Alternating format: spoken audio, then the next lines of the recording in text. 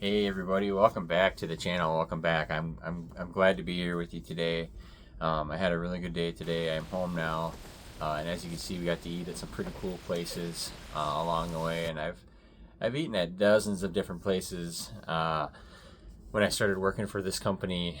And some of the places we go, I hope you don't mind if I share a little bit more about that right now. But we've gone to some of the coolest places, and as I look back, I'm reminded of all the cool things that we do at this job. And today we were dealing with a different kind of a culprit, and that was bed bugs. We usually do, crime scene, biohazard, hoarding, sanitization.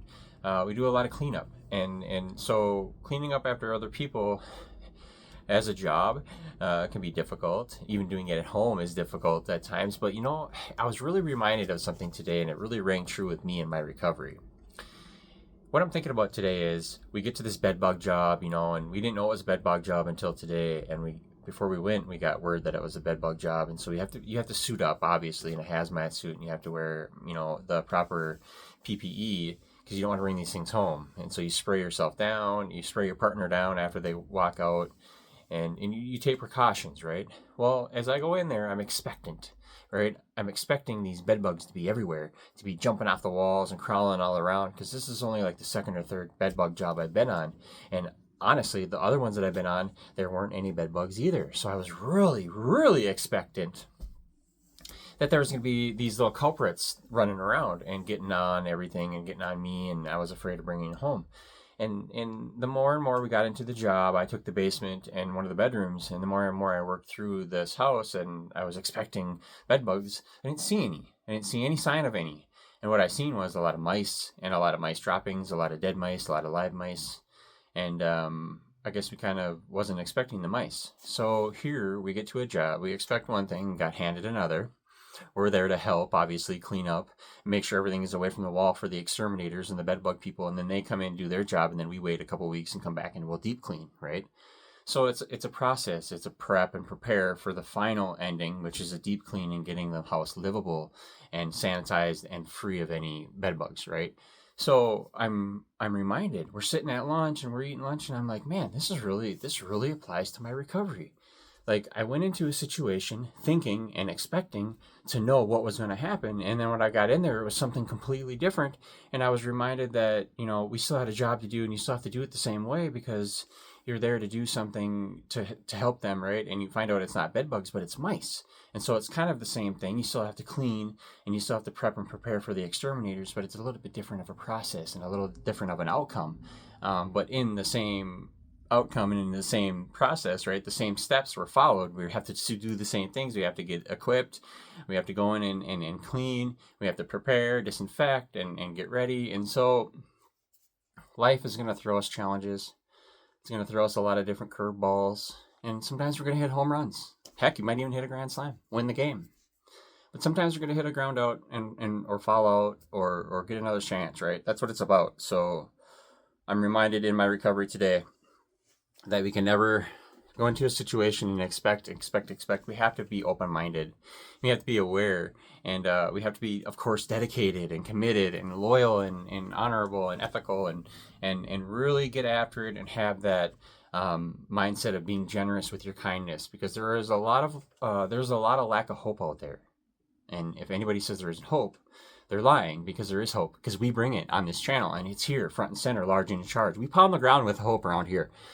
From the teeth to the feet, we are here to bring the hope, right? And so there's very, very, very few messages out there on my channel that aren't of hope, and I would hope that all of them are like that. But we try to believe in a one day at a time program. We affiliate, my channel is affiliated with the program of AA. It's a step-by-step process that I've attached my recovery to, if you will, below the whole relationship with God thing, right? Because we know front and center is our relationship with the power greater than us, right? However you see it, I value and I respect your views and your beliefs to the utmost. My views here are directly result of my program, right? And what I've worked and how I've gotten in touch with that divine design for my life. And let me give you a little something here in the 31st thought for today of January. So drinking and drugging gambling, all that stuff, it cuts us off from God, right? It cuts us off from that divine design. No matter how you were brought up, no matter what your religion is, no matter if you say you believe in God or not, nevertheless, you build up a wall between you and the divine by your drinking, by your drugging, by your gambling, by your bad habits, your stinking thinking, right? Your bad patterns. You know you're not living the way God wants us to. So as a result, we have terrible remorse, shame, blame. When you come into this program of recovery, you begin to get right with other people and with God. A sober life is a happy life because by giving up drinking or drugging, you've gotten rid of our loneliness and remorse. Well, it comes in time, but if you work a good program, those are the fruits. That's what you can obtain and achieve, right? Get rid of your loneliness and your remorse. Drinking will have a direct line to that too. If you quit drinking, you'll probably get rid of your loneliness and remorse. And do I have a real fellowship with other people and with God today? So meditation for today, January 31st, is this. I believe that all sacrifice and all suffering is of value to me. So when I'm in pain, I am being tested. Can I trust God no matter how I feel, how low I feel? Can I say, thy will be done no matter how much I am defeated? If I can, my faith is real and practical. If I can, my faith is real and practical. I love that. So it works in the bad times as well as in the good times, and the divine will is a working in a way that is beyond my finite mind to understand, but I can still trust in that and have faith in that. So today I pray that I may take my suffering in stride, and I pray that I may accept pain and defeat as a part of God's plan for my spiritual growth. And, I've been trying to make these videos a little bit longer lately, just due to the fact that some of them are becoming shorts now, because shorts can be under 2 minutes. And so I wanted to tell you guys that, making these videos is a passion. It's an absolute passion. And when I watch back the videos to edit these, I am reminded that this is what it takes to do. We have to be positive. We have to be almost obnoxiously positive with ourselves and in our program. Otherwise, we're going to get left on the way. Our recovery is going to get left to the wolves. It's going to get ravaged, right? Because negativity is like a cancer. It's contagious, and it's people get it, and then they swarm around it, and everybody starts to think and feel negative, and then it spreads out, right? And so I know that the good word tells us that we're going to be judged and seen by the fruits of our labor, right? So what we put in is what we put out. So I'm reminded of the fact that this one day at a time program is always hinging on our spiritual condition, right? Because we stand at the turning point wondering which way to go, but some of us have chosen the right way, and we're here to tell you this is the right way to go. And if you can take this recovery program seriously, there might be a real shot that we can help a lot of other people in this lifetime. That's the goal, is our 12-step work, right? Is having had a spiritual awakening as a result of these steps, we look to carry this message to other suffering alcoholics and addicts and practice these principles in all of our affairs, right? I think that's what it is. I know that's what it is because I've worked that step, and I've worked these steps long enough to know that there is an order to them too. And once you reach the 12th step, you've got a little time, you've got a little bit under your belt, and as far as recovery.